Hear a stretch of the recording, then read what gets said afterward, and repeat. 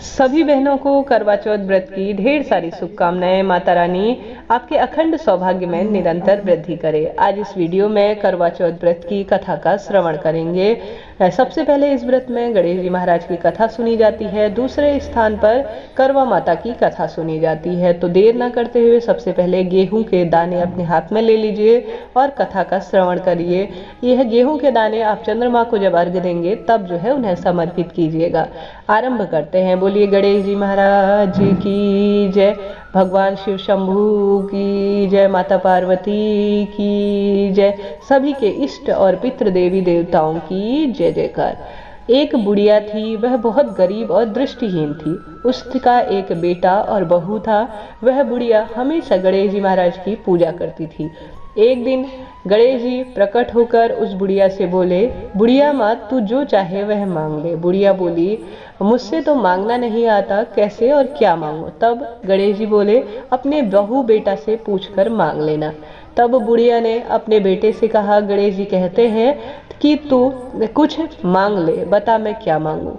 पुत्र ने कहा, माँ तू तो धन मांग ले। बहू ने कहा कि तुम तो नाती मांग लो। जब बुढ़िया ने सोचा यह तो अपने अपने मतलब की चीज मांग रहे हैं, अतः उस बुढ़िया ने पड़ोसियों से पूछा तो उन्होंने कहा, बुढ़िया तू तो थोड़े ही दिन जिएगी, क्यों तू धन मांग रही है और क्यों तू नाती मांग रही है। तू तो अपनी आंखें मांग ले, जिससे तेरी जिंदगी आराम से कट जाए। इस पर बुढ़िया बोली गणेश जी महाराज से, यदि आप प्रसन्न हो तो मुझे 9 करोड़ की माया दे दो, निरोगी काया दे दो, अमर सुहाग दे दो और साथ ही आंखों की रोशनी दे दो, नाती दे, पोता दे और परिवार को सुख दे, अंत में मोक्ष दे।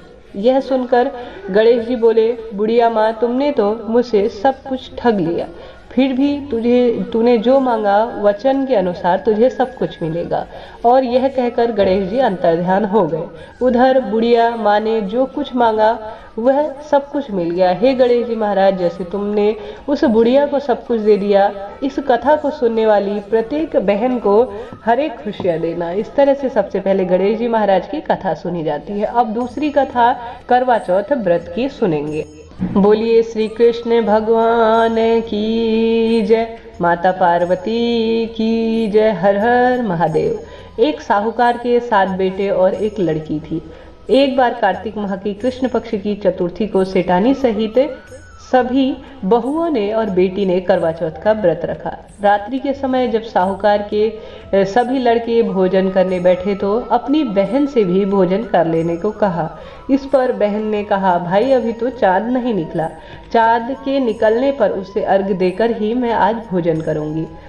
साहूकार के बेटे अपनी बहन से बहुत अधिक प्रेम करते थे। उन्हें अपनी बहन का भूख से व्याकुल रहना, चेहरा और जो चेहरा था वह मुरझाया हुआ देखना बेहद दुख दे रहा था। साहूकार के बेटे नगर के बाहर चले गए और वहां एक पेड़ पर चलकर अग्नि जला दी।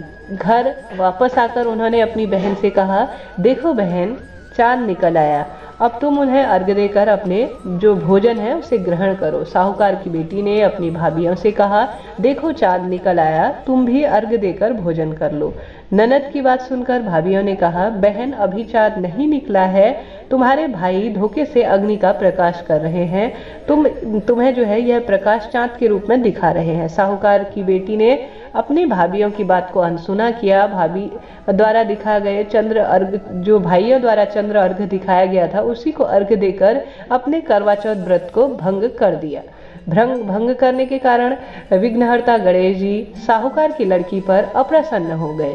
गणेश जी की अप्रसन्नता के कारण उस लड़की का पति बीमार रहने लगा।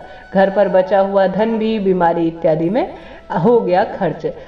साहूकार की बेटी ने जब अपने किए हुए दोषों का पता लगा तो वह बहुत दुखी रही और रोने लगी, पश्चाताप करने लगी। उसने गणेश जी महाराज से क्षमा प्रार्थी होते हुए विधि विधान से दोबारा से इस चतुर्थी व्रत को आरंभ किया। इस चतुर्थी व्रत के आरंभ होने से जो है उसे जीवन में थोड़ा थोड़ा खुशियां मिलने लगी, पति भी धीरे धीरे ठीक होने लगे, सुख संपत्ति भी वापस आ गई और संतान सुख का भी वरदान उसे प्राप्त हुआ।